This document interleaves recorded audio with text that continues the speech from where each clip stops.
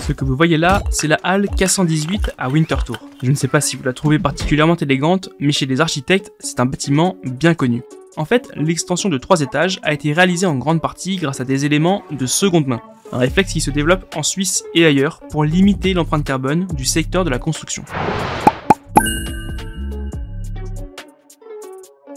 Quand on parle du secteur de la construction et du béton, un sujet commence à prendre de plus en plus de place. Enfin, plutôt deux. Déjà, celui de l'empreinte carbone. Par exemple, en Suisse, environ 90 millions de tonnes de matériaux de construction sont utilisés chaque année. À l'échelle mondiale, la production de ciment génère environ 9% des émissions de CO2. L'autre point, ce sont les déchets. Parce qu'il faut construire de nouveaux bâtiments, en détruire d'autres et adapter certains, la construction génère une quantité folle de déchets. En Suisse, on estime que ça représente 17 millions de tonnes de matériaux chaque année et 40% des déchets issus de la construction sont du béton. Parmi ces déchets, tout n'est pourtant pas acheté. Une partie pourrait être réemployée afin de fournir de nouvelles constructions. Pour la halle K118, la structure en acier, les cadres de fenêtres, les revêtements de la façade par exemple, viennent d'autres bâtisses. Corentin Fivet est l'un des penseurs du réemploi et on lui a demandé ce qu'il y avait vraiment à y gagner. On va éviter la production de matériaux, on évite la quantité de déchets également et puis ensuite on évite également des émissions de CO2 puisqu'on va fortement réduire les processus qui sont nécessaires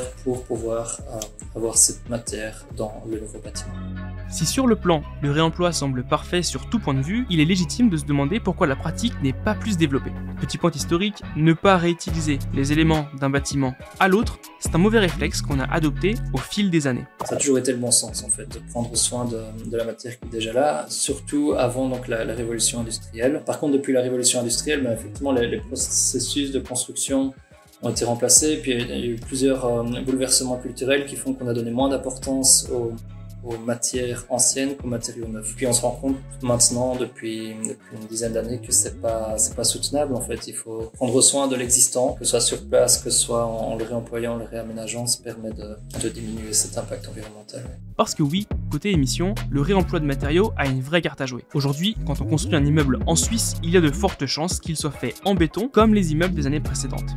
Par contre, si au lieu de couler du nouveau béton qui va demander des nouvelles ressources, on réutilise les parties bétonnées d'un ancien bâtiment en train d'être déconstruit, on constate un vrai gain concernant les émissions. On remarque des réductions d'émissions de gaz à effet de serre très importantes, qui peuvent aller jusqu'à 90%. Mais alors quand on voit la halle K118, la Hertz Tower à New York ou des dizaines d'autres projets en cours, la question que vous vous posez sûrement à ce moment de la vidéo, c'est pourquoi tous nos bâtiments ne sont-ils pas faits d'anciens éléments? S'il n'y a pas de barrière technique particulière, les habitudes sont parfois bien ancrées et l'innovation a du mal à percer. Et même si le réemploi était largement plébiscité, on est loin de pouvoir remplacer tous nos murs par du béton de seconde main. On ne peut pas remplacer toute la production de béton actuelle par du béton de réemploi. Aujourd'hui en Suisse, on produit 7 fois plus de béton par an que ce que l'on en démolit chaque année. Donc ça veut dire qu'au mieux, si on récupérait l'entièreté du béton déconstruit aujourd'hui, on pourrait, donc à l'échelle de l'industrie, à l'échelle du pays, on ne pourrait remplacer qu'un 5e ou 7e.